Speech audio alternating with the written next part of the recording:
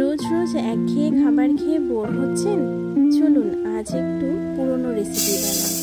আজ বানাবো মুগ ডাল ছিটিয়ে চাল কুমড়োর ঘন্ট।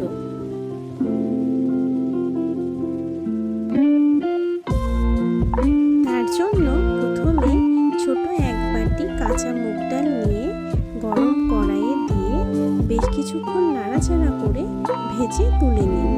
এরপর একটা পাত্রে ভাজা মুগ ডাল নিয়ে তাতে গরম জল দিয়ে ধুয়ে নিতে হবে।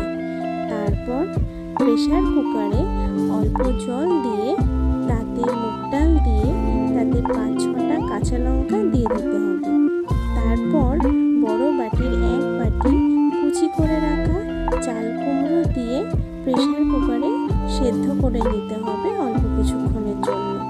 সেদ্ধ হয়ে এলে একটা কড়াইয়ে অল্প সর্ষের তেল গরম করে তাতে 1/2 চামচ গোটা জিরে, তেজপাতা, শুকনো লঙ্কা ফোড়ন দিয়ে কিছুক্ষণ নেড়ে চেড়ে এতে আগে থেকে সেদ্ধ করে রাখা চাল কুমড়ো আর মুগ ডাল দিয়ে দিন।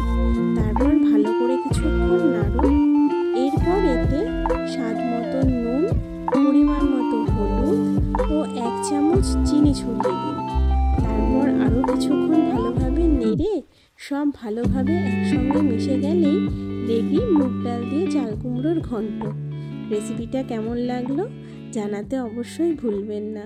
Thank you for watching.